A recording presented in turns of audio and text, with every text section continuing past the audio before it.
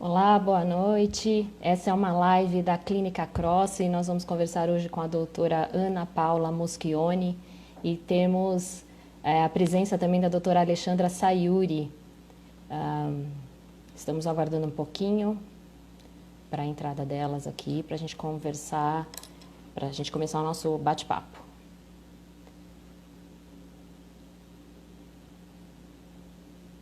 Cadê a doutora Ana?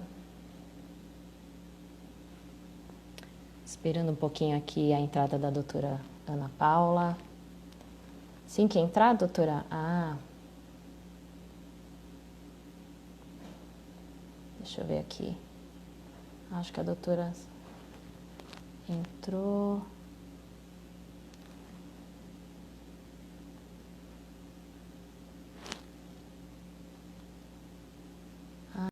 Estou incluindo aqui vocês, doutora Ana e doutora Alexandra Sayuri. Vamos ver se a conexão aqui dá certinho de vocês duas entrarem. Olá, doutora Ana. Esses momentos são sempre de tensão aqui.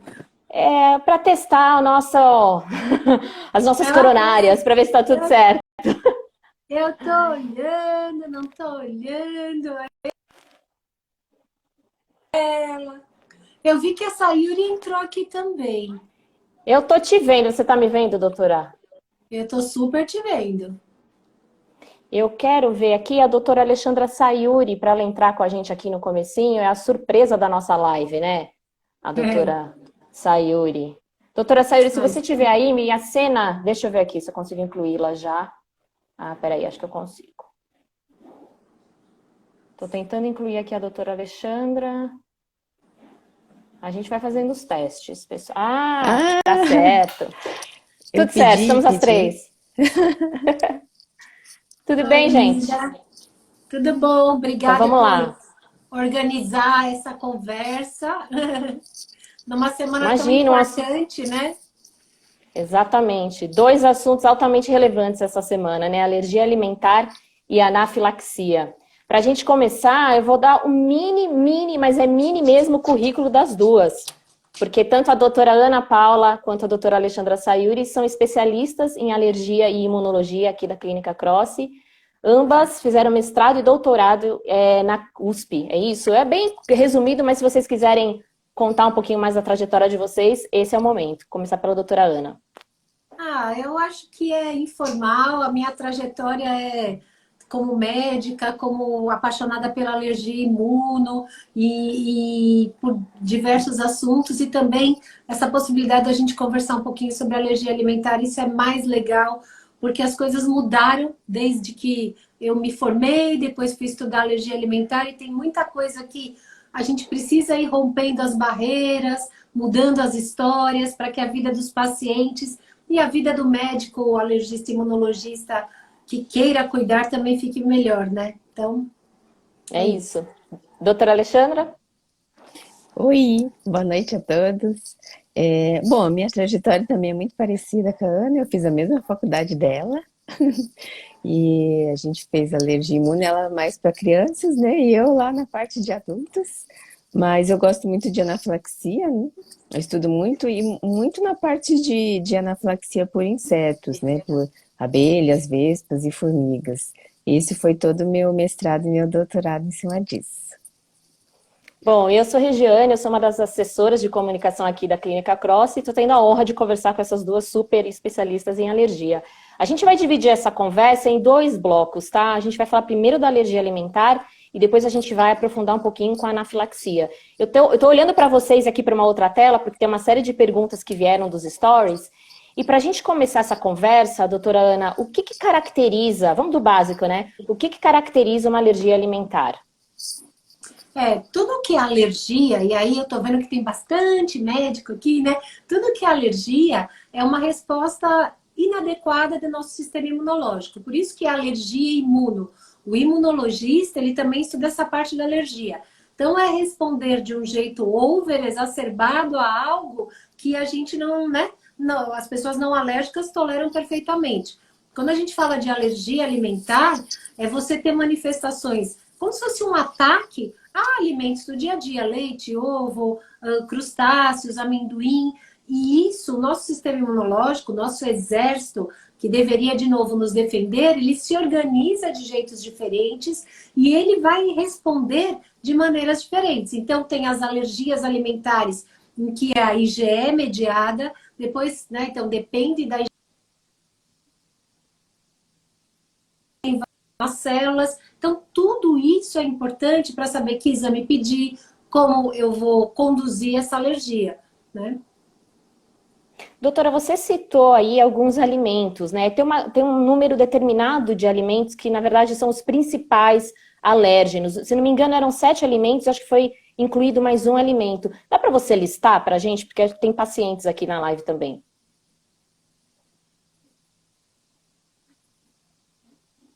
Não sei se a doutora Ana pegou, acho que a conexão dela está um pouquinho travada aqui para mim. Travou para você também, doutora Sayuri? Travou agora. Agora travou. Mas ela tava. Será que é? Acho que ela saiu. Vou colocar de novo aqui a doutora Ana. Internet, né, gente? A gente está concorrendo com um monte de gente que está fazendo stories nesse momento. Doutora Ana, só você entrar de novo, eu consigo te incluir aqui, tá? Vamos ver se ela entra para ela poder responder. Senão você pode ajudar a gente nessa daqui, que também você sabe, né, doutora Sayuri? Os principais alimentos alérgenos. Vamos ver aqui. Peraí, acho que ela entrou. Vamos ver. Vamos lá. Vamos esperar Entrou? mais um minutinho. Entrou. Entrou. Internet, não tem Entrou problema, tá bem, todo... né? Você travou e aí Travou. saiu, mas voltou. Agora tá tudo certo. Tá ouvindo a gente bem, doutora? Escutam? Não. Escuta a gente agora? Acho que voltou a conexão. Eu escuto vocês. Vocês me escutam? Sim, tudo certinho agora. Ah, então tá bom. Eu não as vejo, mas tá tudo bem. Então, na verdade, quando a gente fala de alergia alimentar, a gente fala daqueles Big Eight, o número 8, né? Então, são 8 famílias de alimentos. O leite, todos os leites, cabra, vaca e assim vai, leites de mamíferos, o ovo, a gente tem o peixe, os crustáceos, a gente tem a soja, que eu acho que hoje em dia é menos importante, a gente tem o trigo e a turma do amendoim, as nuts. Agora, o nono, né, que acabou entrando agora, é o gergelim. Então, esses alimentos, eles são responsáveis por até 90% de todas as manifestações nas crianças. Então, por isso esses números. E tem idades diferentes. O que é importante a gente saber? Que, por exemplo, a alergia a leite, a imensa maioria se inicia nos primeiros anos de vida. É pouco provável um adulto se tornar alérgico a leite. Já a alergia a amendoim, camarão, pode aparecer a qualquer momento na vida. Gergelim foi novidade aqui para mim, doutora. A gente que lê bastante aqui sobre alergia, essa foi uma novidade. Agora, é verdade que a alergia às castanhas, que era uma coisa muito comum lá nos Estados Unidos, isso está ficando mais frequente aqui no Brasil também? Super tá. E a gente tem visto mais. Infelizmente, é difícil a gente fazer estudos que a gente fala de prevalência, né? De alergia alimentar, porque não basta só perguntar. Se eu perguntar para você, Regiane, você acha que você tem alergia a algum alimento? No seu pensamento, você fala, putz, eu como tal alimento e tenho uma baita dor de barriga. Eu acho que isso deve ser alergia. E aí você vai dizer, sim, Ana, alergia a tal coisa. Então, só perguntar não resolve. Então, isso não adianta muito. E a gente tem poucos estudos. Mas na nossa prática do consultório, a gente tem visto, sim, aumentar e, infelizmente, algumas manifestações. Coisa que é legal saber é que por que é importante a gente conhecer as coisas do Brasil mesmo? A gente tem frutas aqui no Brasil que são muito particulares. Então, a gente também tem alergias a alguns alimentos que são bem do Brasil. Pequi é uma delas, né? E, por exemplo, no Brasil a gente tem um hábito das castanhas de caju muito aqui e também isso tem aumentado. Você falou uma coisa muito legal, doutora Ana, que é assim, bebi leite, por exemplo, e tive uma dor de barriga. As pessoas ainda confundem muito o que é alergia ao leite e o que é intolerância à lactose. Dá pra gente contar um pouquinho para esclarecer para quem está aqui nos assistindo? Super dá. Na verdade, quando a gente fala de alergia, o foco é proteína. Então, é alergia à proteína do leite de vaca, né? E aí a gente vai muito focado nesse ataque à parte proteica. Quando a gente fala em intolerância à lactose, o foco é o açúcar. Ocorre que os dois estão no mesmo produto. E às vezes isso confunde um pouco as pessoas. Mas, em linhas gerais, e que fique mais fácil, a alergia alimentar, ela tem manifestações variadas. Eu posso ter alergia alimentar e ter uma urticária, que são aquelas placas vermelhas. Alergia alimentar e piorar minha dermatite atópica. Alergia alimentar e ter dor abdominal e sangramento nas fezes. Isso é muito característico. Mas lembra que eu falei? Isso começa no início da vida, nos primeiros anos. A intolerância à lactose é um problema com açúcar. Sempre muito intestinal. Um mal-estar, um desconforto, uma diarreia. E tudo isso vai acontecendo assim que eu tomo leite. Mas se você que está aí, quer fazer um teste, às vezes se você trocar um leite sem lactose, se sentir muito melhor, isso fala muito a favor da intolerância à lactose. Inclusive tem uma pergunta aqui da Sandra André. A Sandra também mandou uma pergunta nos stories, que eu anotei aqui, viu, Sandra? Pra gente não deixar você sem resposta, não. Mas ela está perguntando se a intolerância à lactose tem reversão. A resposta é depende. Existem algumas intolerâncias à lactose que a gente chama de secundárias. Se você passa por um processo diarreico importante, se você passa por alguma intervenção importante, você pode desenvolver uma intolerância à lactose secundária. Às vezes, você tem uma história na família de intolerância à lactose e você vai desenvolvê-la.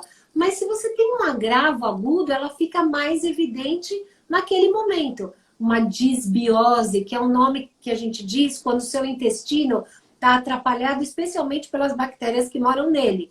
Aí você fica mais intolerante à lactose e depois você se equilibra e essa intolerância diminui. Agora, desculpa, se essa tolerância se instalou já faz bastante tempo, aí é difícil ela reverter. Voltando então agora para a alergia mesmo, né? Alergia alimentar cruzada. O que é isso, doutora? Vamos traduzir isso para o público em geral. Ixi, isso é um nome que foi passando, né? E às vezes até tem um defeito de comunicação. Às vezes o que você acha não é exatamente o que o outro acha. Mas quando a gente fala, no que a gente pensa quando a gente fala alergia alimentar cruzada? A gente fala da possibilidade de eu encontrar em um outro alimento o que me dá alergia. Então, por exemplo, vamos lá.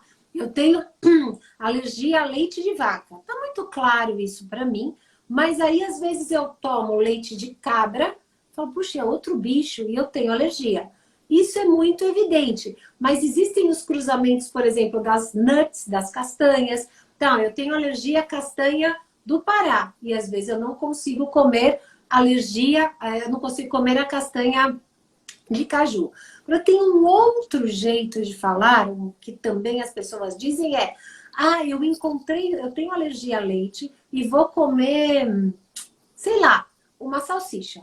E aí, nessa salsicha, existe uma presença, por conta do preparo, de proteínas do leite. E eu tenho reação. E isso também a gente pode chamar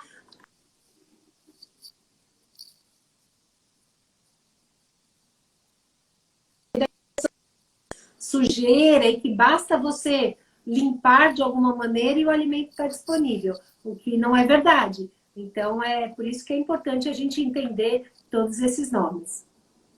A contaminação cruzada, ela acontece até por objetos, né, doutora, que foram manipulados. Então, manipulou o leite, não lavou direito e manipulou outra coisa. E a pessoa que tem alergia, a criança que tem alergia, pode, enfim, ter algum tipo de reação, né? Isso é um alerta importante, porque acho que muitas pessoas não percebem isso, né?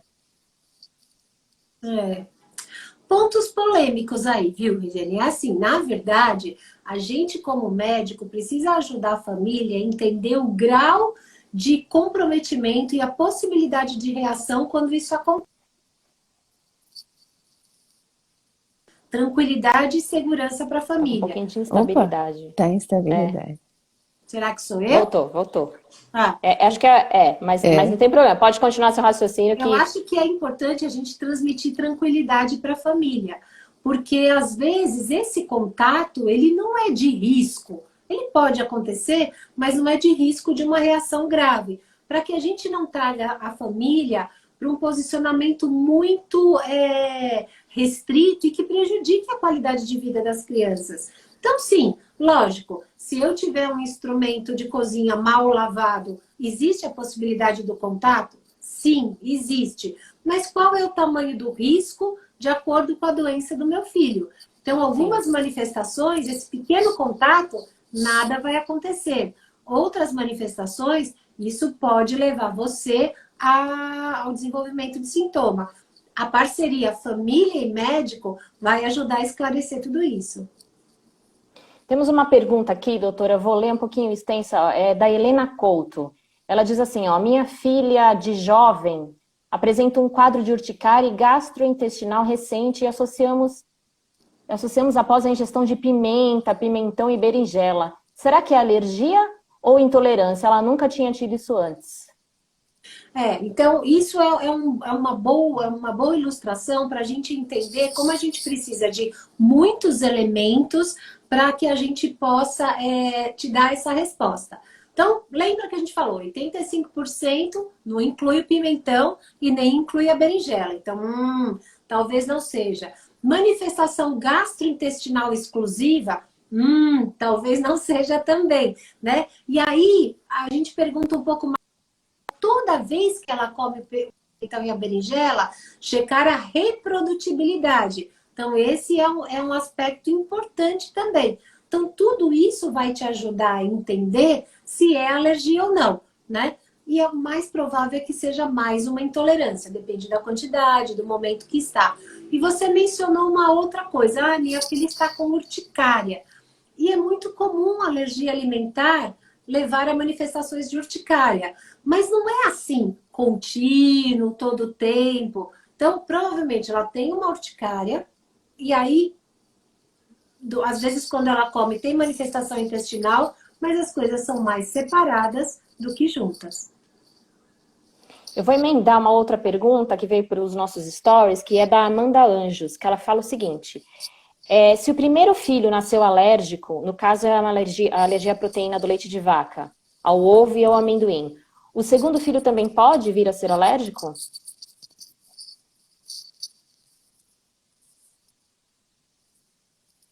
Acho que a doutora travou e não viu a pergunta. Vamos ver um pouquinho. Primeiro filho Oi, doutora, nasceu alérgico. Meu primeiro filho nasceu alérgico. Alérgico à proteína do leite, ao ovo e ao amendoim. Será que o segundo filho também vai ser alérgico? Também vai ser alérgico, é uma pergunta forte, mas mais chance de ter alergia, essa é a resposta, né? Então, sim, existe essa possibilidade, existe um risco maior. A história familiar de alergia, ela é talvez o fator de risco mais importante para o desenvolvimento das doenças alérgicas e a alergia alimentar está nisso. É sempre a questão de... Tem que conversar com um especialista em alergia e imunologia, né, doutora? É sempre um atendimento individualizado, né? O histórico. Sim, eu acho que isso a gente faz uma conversa, para uma alerta, para que vocês... para que a gente vá aprimorando os conhecimentos.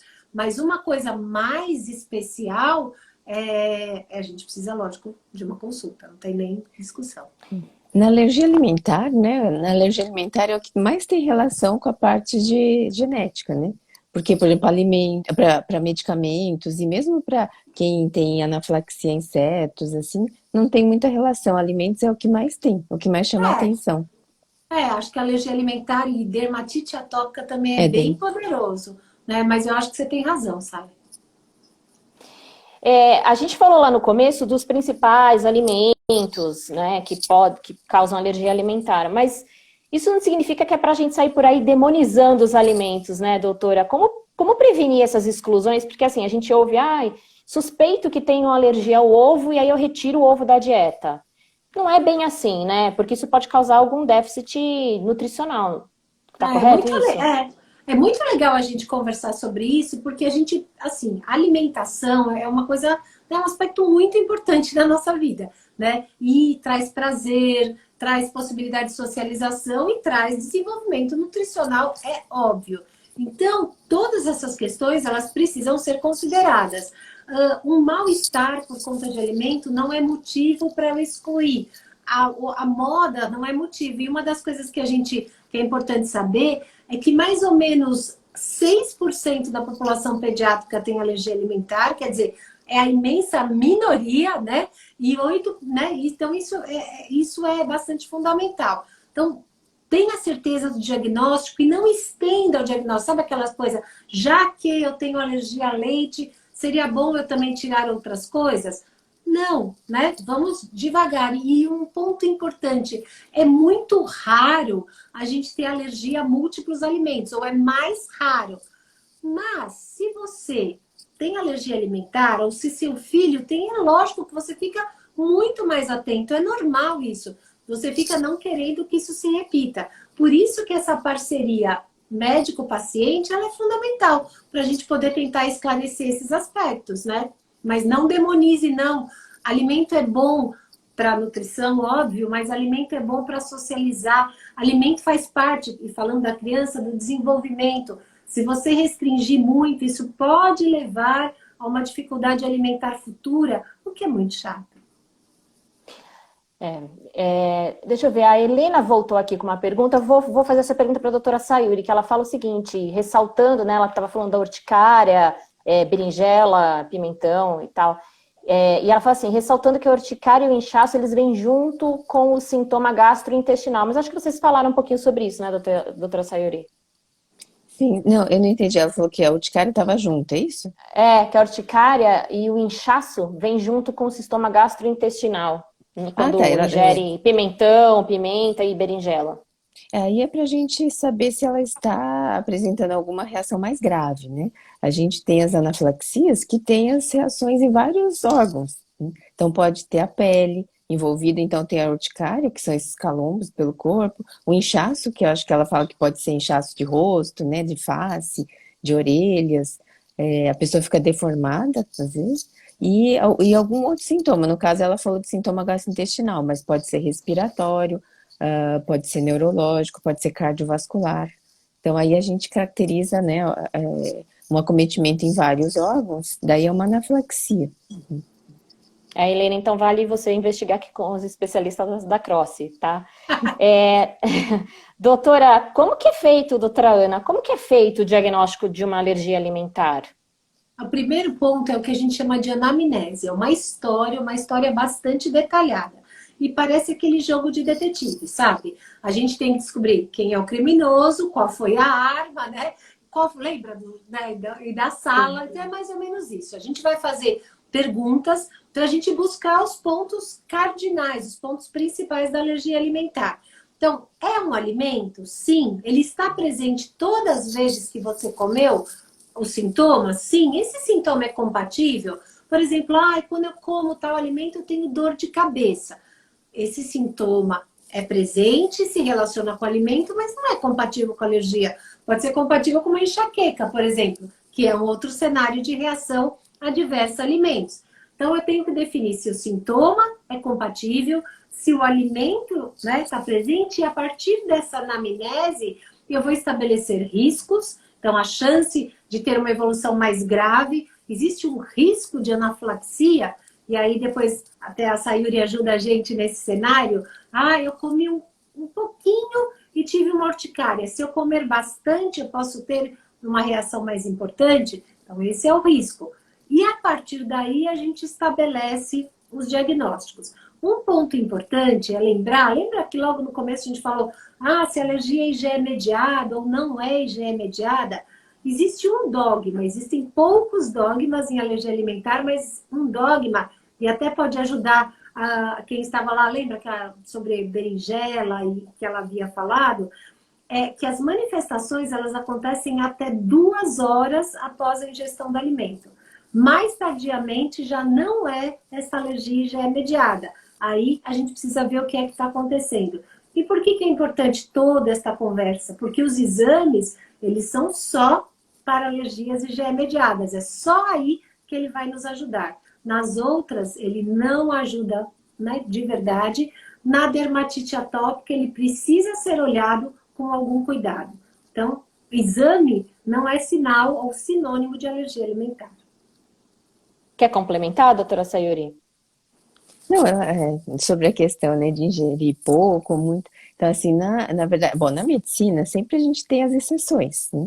Mas no geral a gente tem, realmente, não importa na alergia se o contato é pouco ou é grande. Né? Aí vale muito para intolerância, né? Quando a gente tem uma intolerância, se a gente ingere muito mais, a chance é maior. Agora, na alergia, vale mais, né? 90 e tantos por cento dos casos se você ingerir pouco ou muito é a mesma coisa. Então, assim, não pode ter o mínimo contato. Por isso que ela até perguntou, né? Ah, se você tem que lavar, ou separar os talheres, separar, né, o que a criança usa, porque o mínimo contato às vezes pode desencadear, né, esse processo. Então, isso vale também, né? Mas na intolerância, não. Né? Perfeito. Mais uma perguntinha que chegou aqui dos nossos stories, aqui na outra tela que eu tô acompanhando, que é da Daniela Coelho, e que ela quer saber se as alergias alimentares, principalmente as relacionadas ao ovo e ao leite, se elas melhoram ao longo da adolescência. A resposta é sim. O final feliz de sarar, que é um final feliz, vai? Ele acontece para a maior parte dos pacientes que têm alergia à proteína do ovo ou alergia à proteína do leite. Então, isso é muito legal. E para aqueles que não evoluem com essa tolerância, também existem estratégias para dessensibilizar e melhorar a qualidade de vida. Vamos partir agora um pouquinho para a anafilaxia, que a anafilaxia pode ser um dos... Acho que né? Na verdade, a gente pode afirmar que é o desfecho mais grave da alergia alimentar. E eu acho, e aí, Regiane, eu vou até passar a bola para a Sayuri, mas eu acho que é importante destacar que na população pediátrica, 50% das anafilaxias são por alimentos. Por isso, esse link, essa ligação importante entre alergia alimentar e anafilaxia. Inclusive, pegando o gancho com isso, a anafilaxia é o tema da Semana Mundial da Alergia, que vai acontecer agora em junho, né? De 13, se não me engano, a 19 de junho. Esse é o tema, porque é um assunto altamente relevante mesmo. Eu queria que você falasse, doutora Sayuri, quais são a gente falou um pouco já, mas repetir aqui, os sinais de uma alergia alimentar e, né, chegando numa anafilaxia, o que a pessoa pode sentir? Uhum. A anafilaxia, como você falou, é a reação mais grave que a gente tem dentro da alergia, né? Não só da alergia alimentar, mas da alergia. E a anafilaxia é uma reação sistêmica, que a gente chama, então pode acometer vários órgãos ao mesmo tempo. Lógico que um só a gente não caracteriza, a gente junta sinais e sintomas para falar, tal pessoa está ou não em anafilaxia. Geralmente as pessoas apresentam sintomas cutâneos, 80% das pessoas geralmente vão ter sintomas cutâneos, que são as urticárias, os angioedemas, que é aqueles inchaços, como eu falei, às vezes um vermelhão pelo corpo, né? E também a gente vai associando alguns outros órgãos também. Então pode ter o comprometimento respiratório, então ela vai ter falta de ar, tosse, chiado, ronquidão às vezes, e comprometimento cardiovascular, então pode desmaiar, pode cair pressão, né? Pode ter sintoma gastrointestinal, muitas vezes as pessoas esquecem, né, que pode ter também cólicas, náuseas, vômitos, diarreias. E então a gente junta tudo para falar se o paciente está ou não em anafilaxia. Não é só por um sintoma só. E as anafilaxias, acho que é importante a gente falar que nem toda anafilaxia ela é choque anafilático. Ela não vai chegar no choque anafilático. Todo choque anafilático é uma anafilaxia, mas nem toda anafilaxia vai chegar num choque anafilático. O choque anafilático é a reação mais grave que tem na anafilaxia, onde você tem o comprometimento importante aqui respiratório, né, o fechamento da glote, que eles chamam, e a parte cardiovascular, ou seja, a pessoa desmaiar, cair pressão, né? Então, tudo esse comprometimento mais grave é o choque anafilático. Mas as anafilaxias, elas podem ser mais leves, vamos dizer assim, né? E não ter esse comprometimento que pode levar até ser fatal, até a morte, né? Então, é importante a gente caracterizar bem, e as anafilaxias, elas podem ser desencadeadas geralmente por alimentos em crianças, né? A gente tem também aqui no Brasil, é importante a gente destacar que formigas também podem dar anafilaxias em crianças, né? Além de alimentos. Lá fora não tem as formigas não são tão prevalentes, então abelhas e vespas causam mais problemas nos adultos. Mas formigas também aqui no Brasil também são importantes nas crianças, além de medicamentos. Medicamentos é mais em adultos, né? Eu ia inclusive perguntar, pegar um gancho e falar, doutora Sayuri, eu sei que a sua especialidade é mais dos insetos, se você quiser falar um pouquinho aí de alergia à picada de insetos, acho que dá um tempinho aí pra gente também chamar um pouquinho de atenção a isso. Todo mundo que a gente fala anafilaxia lembra de alimento, né? Ah, eu comi o camarão, eu comi, né? Mas, assim, É. medicamentos também podem dar e os venenos de insetos. Então, muita gente não sabe que uma formiga pode dar uma reação grave, né? A picada de uma formiga, de uma abelha, de uma vespa. Então, são insetos que, às vezes, a pessoa, não são muito divulgados isso, porque às vezes a pessoa estava lá no campo, no sítio, de repente, né, teve uma anafilaxia, e não chegou nem até o hospital. Então, é o que a gente chama de subnotificação.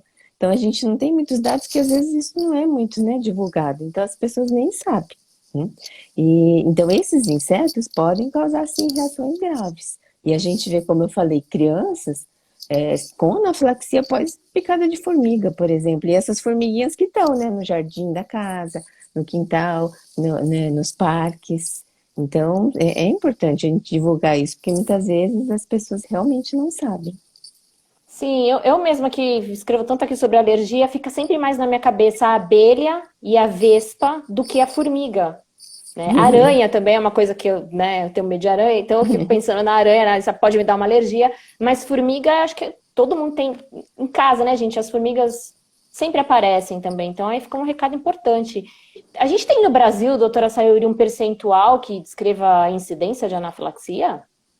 Então, não, assim, dados brasileiros mesmo nós não temos, mas nós estamos buscando, através de estudos, avaliar os dados, né, regionais do nosso país. O que a gente se baseia é de fora, mas a gente está buscando isso também, porque é muito importante, né? A gente tem as formigas, como eu falei aqui, que predominam muito mais no Brasil.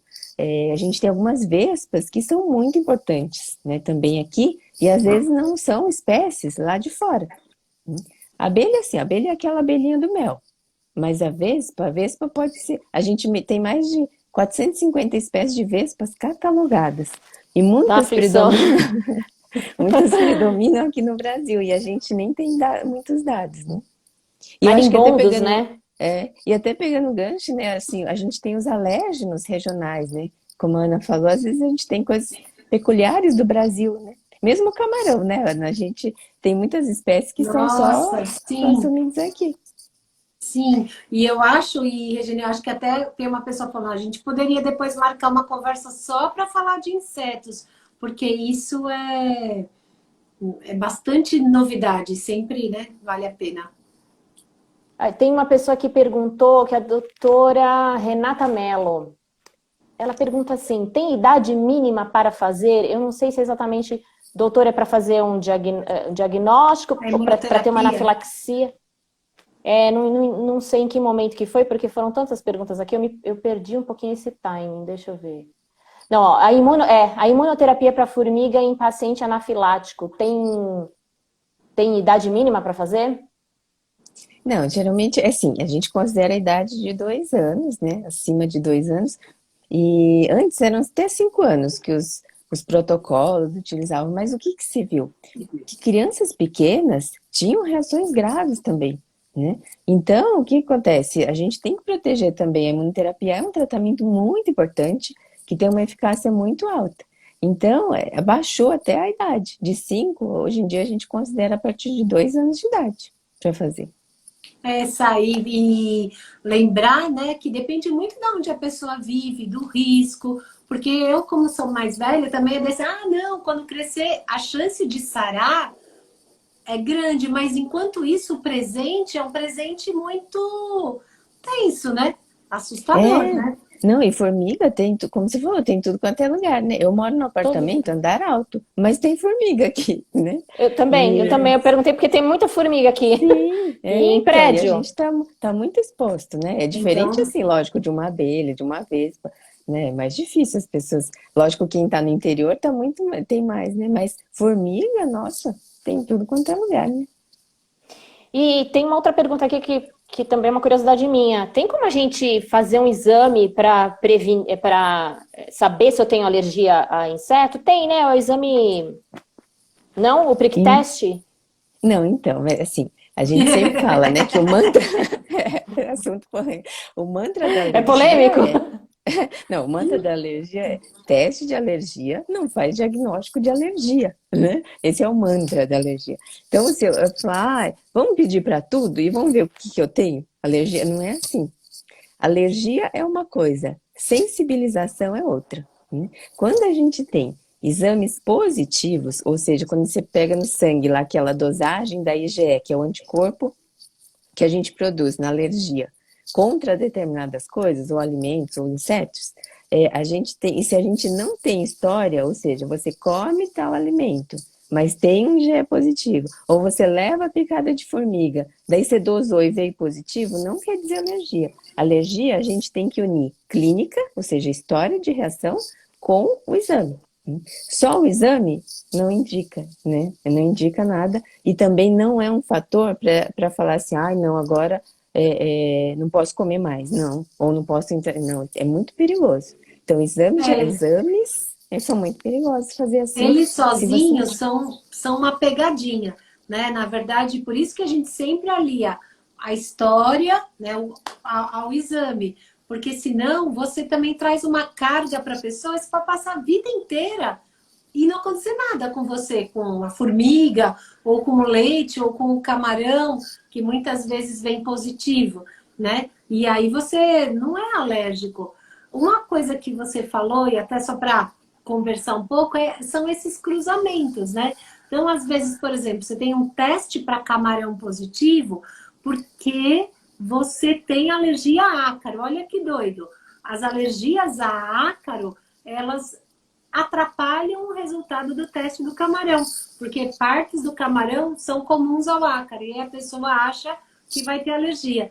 Por isso que a gente precisa de uma linha de raciocínio, de uma conversa. A gente não pode atropelar, senão a gente coloca cargas, pesos aonde não deve. A mesma coisa essa questão da formiga. Você faz um exame, ele vem positivo, aí você fala, putz, e agora? Vou fazer imunoterapia? Mas não é bem assim, né? Eu acho que você precisa de ter uma história por trás. Por isso que a gente sempre reforça nas redes sociais aqui da Cross, converse com um especialista em alergia, tá? Tem quem entende do assunto. Tem uma pergunta aqui que é o seguinte, o IgE negativo descarta completamente a alergia? Essas palavras completamente, a gente... mas Totalmente?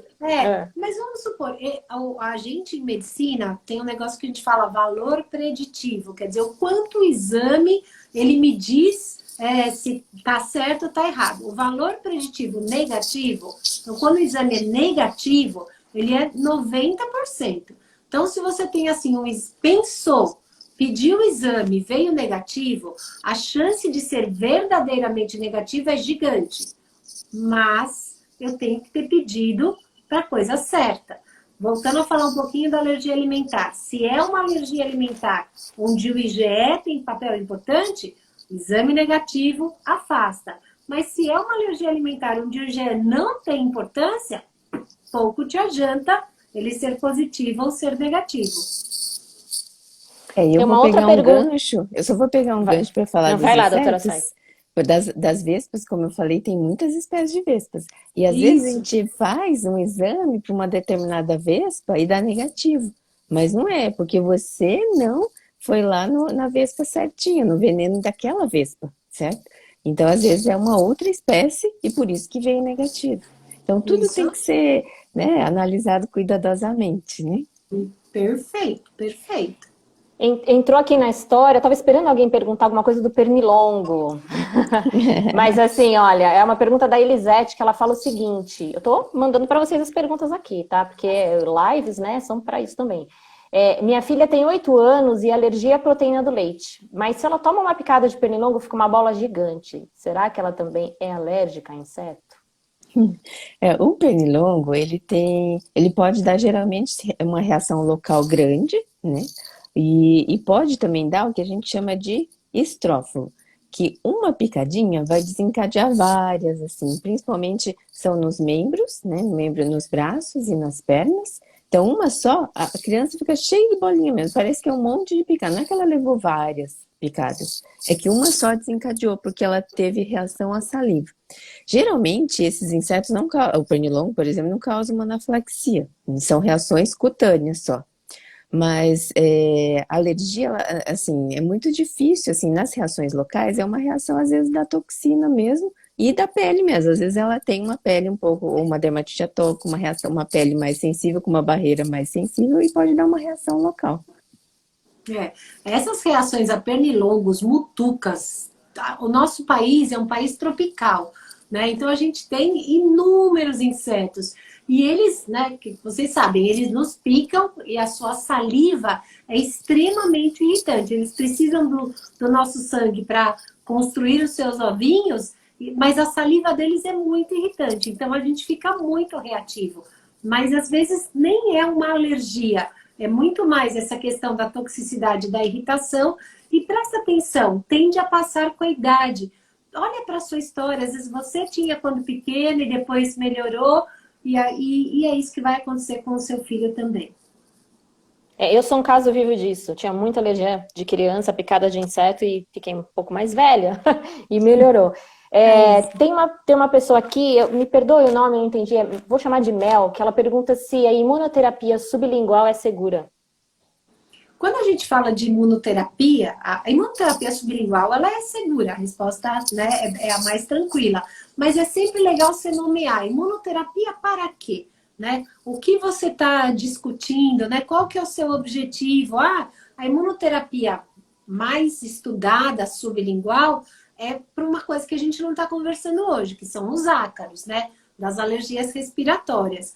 Para a imunoterapia sublingual para alimentos, ela não existe, né? Assim, num contexto aqui no Brasil, existe a possibilidade de você dessensibilizar com gotinhas de alimento, mas é uma coisa que a gente não faz aqui, né? Então, ela é segura, a resposta é sim, mas a eficácia dela, ela precisa ser melhor avaliada. E aí, acho que ela quer saber da formiga, sai.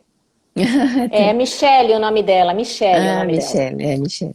Ah, então, Michele, é assim, a imunoterapia que mais eficaz e que a gente tem estudos que comprovem a eficácia é a subcutânea, ou seja, são injeções que a gente aplica. A sublingual ainda não tem, né, estudos comprovando a melhora importante, como se faz esse a subcutânea mesmo, de injeção mesmo, tá? Eu quero pegar um gancho para não deixar de responder nenhum seguidor e a gente falou de camarão, né? Vocês falaram de camarão. E teve uma pessoa que perguntou o seguinte, olha, eu nunca tive alergia a camarão, tive alergia a outras coisas que deram positiva, camarão não. Mas eu posso desenvolver uma alergia a camarão em algum momento? Sim, você, eu, qualquer um de nós. A alergia a camarão, ela não é frequente, ela é rara, graças a Deus, mas é uma das alergias do adulto. É uma das alergias que pode acontecer a qualquer momento, sim. Agora, se você gosta muito de camarão, não fica preocupado, né? A alergia a camarão também tem algumas particularidades. A gente sabe hoje que a gente tem camarões diferentes e, às vezes, nem sempre, você tem alergia a um tipo de camarão só. E a sua vida não fica tão prejudicada. Mas para isso a gente precisa fazer uma série de estudos e entender como se comporta a sua alergia a camarão. Essa foi uma pergunta da Sandra André, que está acompanhando a gente aqui. E a Michelle acaba de agradecer e dizer que a filha dela faz tratamento aqui, aí na Clínica Cross. Então está em excelentes mãos, Michelle, fica tranquila. Obrigada, Eu queria perguntar uma coisa para vocês, que é o seguinte, nas apurações aqui, a gente sempre participa de alguns eventos, que tem grupo de mães, né, da parte de alergia alimentar, a gente ouve vários relatos, e é uma coisa muito comum, né, as mães, chega a hora do recreio da criança na escola, ok, estamos em pandemia, a maioria das crianças em casa, mas numa situação normal, chega a hora do recreio, as mães param absolutamente tudo que elas estão fazendo para esperar o telefone tocar com medo que a sua criança possa, enfim, ter sofrido um choque anafilático. Vou fazer uma pergunta que também pode ser um pouco polêmica, mas eu quero saber de vocês duas. Vocês acham que as escolas estão preparadas para lidar com alergia alimentar na infância? Nossa, eu acho que a gente tem que prepará-las muito mais. Não acho que haja má vontade, eu acho que há o desconhecimento mesmo, né? Há muitas informações, né? Mas, assim, As mães, elas são um veículo de comunicação muito importante. E muitas das escolas já estão abertas, mas há muito que conversar. Porque não é só, às vezes não é só o recreio, é na aula de culinária, é às vezes numa sessão de artes que tem um ingrediente. E de verdade, quem está bem alerta é o médico, que está acostumado, mas e a família, né, que está muito alerta. Mas às vezes essas pessoas não entendem direito que se eu tenho alergia a leite não pode manteiga, se eu tenho alergia a ovo não pode albumina. Então tem coisas, tem presentes, algumas massinhas têm caseína, então precisa muito desse alerta. Isso não é atrapalhar o desenvolvimento da escola, é ajudar, é incluir. Essa questão da inclusão também passa por crianças com alergia alimentar. Então, as escolas não estão preparadas porque a gente precisa fazer muito mais. Tem muita gente fazendo muita coisa, mas não acho que seja por má vontade, é por desconhecimento mesmo. E cabe a nós, aí cabe a gente, Regiane, fazer mais alertas, colocar mais essas informações para que elas possam ser absorvidas e que a escola, que é um ambiente tão importante para as crianças, a gente está vendo isso na pandemia, seja também um lugar seguro. Exato. Queria a sua opinião também, doutora Sayuri. Não, eu concordo com a Ana, porque assim, o desconhecimento às vezes gera medo, né? Então, quando você, né, desconhece alguma coisa, você tem medo, né?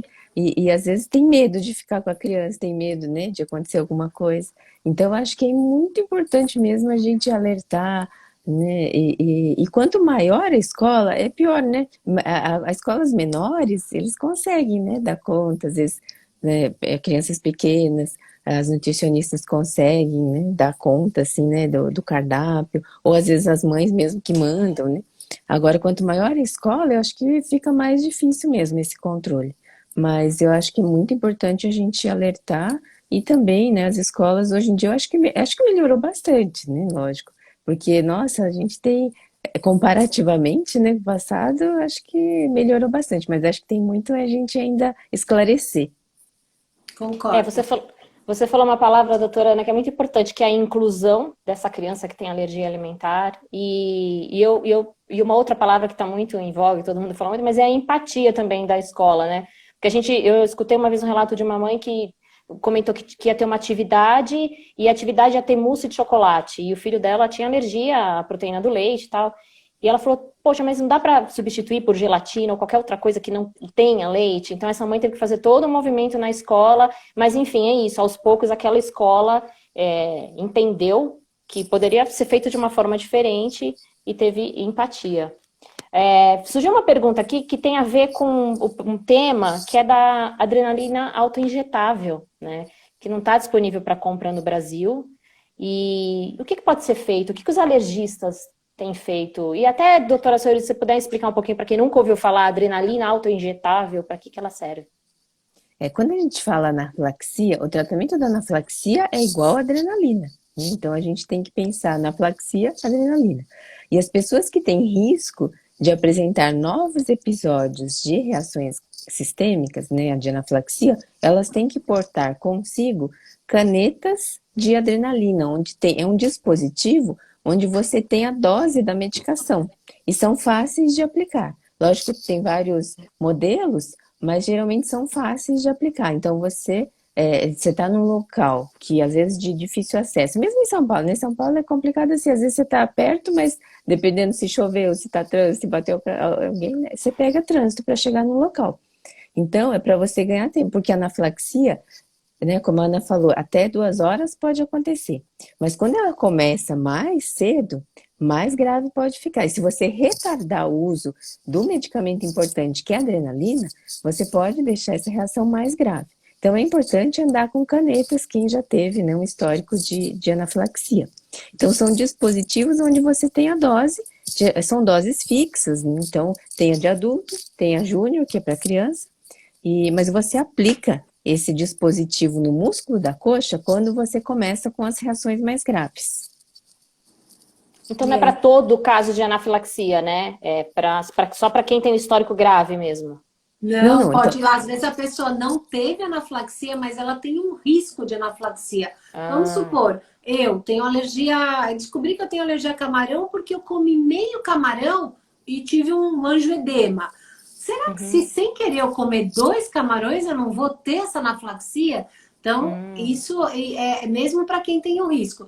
E isso que a Sayuri falou é muito importante. Eu sei que é aflitivo a gente não ter a caneta de um jeito mais fácil, mas faz muita diferença esse socorro nos primeiros minutos. Se você souber identificar e a partir daí já medicar, a sua vida e o seu risco, eles diminuem. Por isso que a gente insiste tanto. Por isso que as sociedades médicas fazem todo esse movimento e porque a gente tem várias associações que também batem a porta do governo para pedir essa possibilidade de importação. Então, é isso que a gente às vezes fica, ah, meu Deus, né? E outra coisa importante, eu não sei se a gente vai falar disso, mas que é importante ter um plano de emergência. Todos nós, como médicos, temos obrigação de fornecer um plano para facilitar a vida. Qual dose, como eu devo aplicar, de que maneira eu devo oferecer, para que isso, por exemplo, essa paciente chegue num serviço de saúde e receba mais fácil a medicação, né? Então, a gente pode fazer muita coisa, mesmo sendo difícil ter adrenalina autoinjetável no Brasil. E só para esclarecer assim, não é que a gente não consegue comprar, as pessoas elas podem comprar, mas através de importadoras, né, que trazem esses medicamentos para cá. Então não dá para você comprar na farmácia, mas assim, através de importadoras você consegue. A gente É, a só Mich... queria democratizar isso um É pouco mais, isso. sabe? Trazer um É. pouco mais de uma distribuição um pouco mais universal, que diminuísse custos, que trouxesse praticidade, porque você tem que fazer o movimento da importação, trazer. Então, eu acho E muito agora Facilitar, com né? esse interessante. dólar, né? Com esse dólar e com o euro alto, né? É muito Tudo fica complicado, né? mais caro, exato. É. Mas tem um comentário aqui que uma médica da Clínica Cross, de fato, sugeriu esse plano de emergência aqui para a filha da Michelle. Então, é importante isso É mesmo. fundamental. Para a gente ir encerrando aqui, eu queria deixar uma pergunta para vocês duas. É possível a gente tranquilizar uma família que tem um filho que tem alergia alimentar com um histórico de anafilaxia? Como que a gente tranquiliza essa família? Nossa, é nossa obrigação tranquilizar a família. A gente tem que trazer essa tranquilidade. É nosso papel, é fundamental isso. E como a gente traz essa tranquilidade, né? Através do entendimento, do esclarecimento. Mas esse entendimento e esclarecimento passa pela nossa escuta. A gente não. Sayuri, você está recebendo um elogio aqui. É, A doutora gente Obrigada, Sayuri, Michele. Eu estava paciente enxergando, sua. porque Ah, eu estava tentando enxergar. a gente não consegue melhorar a vida das pessoas se a gente não escutar qual que é o dilema delas, né? Então, por exemplo, eu falo lá, eu vomito tudo que eu sei, mas às vezes a pessoa parou na primeira frase. Então, só para quem, né, tá aí, a gente precisa entender qual é a dor, né? Então, onde está o nó, qual é a ferida. O seu problema é, eu tenho medo que ele tenha uma anafilaxia. Eu tenho medo que ele não possa ir numa festinha. Eu tenho medo. Qual é o seu medo? Quais são os seus medos? Aí cabe a nós esclarecer. E a gente tem realmente muitas estratégias para trazer tranquilidade e muitas falas de tranquilidade. Como, por exemplo, a gente não tem alergia a múltiplos alimentos, é mais raro do que um alimento só. Se o seu exame está positivo, não quer dizer que você tem alergia, pode ser só, como a Sayuri falou, sensibilização. Então, tudo isso são aspectos que são importantes para a gente melhorar. Então, a sua pergunta é: a gente tem como tranquilizar? É nossa obrigação tranquilizar. Se a gente não fizer isso, a gente não está indo bem como a gente deveria ir, né? Sim, eu acho que sempre a gente tem que escutar o outro lado, né? Quais são as dúvidas, quais são os anseios daquela família, né? E saber e tentar esclarecer da melhor forma possível. E às vezes há caminhos, né? Às vezes nós temos às vezes imunoterapias para insetos, sim. Então, às vezes para alguns alimentos tem, a outros não. Mas a gente tentar achar, né, um caminho. E se não tiver, a gente tentar realmente ver o que acontece, qual é a dúvida, e tranquilizar assim, no momento, se ela tiver uma reação, o que ela tem que fazer? né? Então, não é, eu vou dar a caneta e já vou aplicar. Não, por isso que o plano de ação é importante, né? Porque ele é um passo a passo do que a pessoa tem que fazer na hora da reação. Então, não é assim, ai meu Deus, e agora, né? O que eu faço? Não, a gente vai treinar. Toda consulta tem que ser treinada esse plano de ação. Por quê? Porque no momento da reação, a pessoa tem que saber o que ela tem que fazer.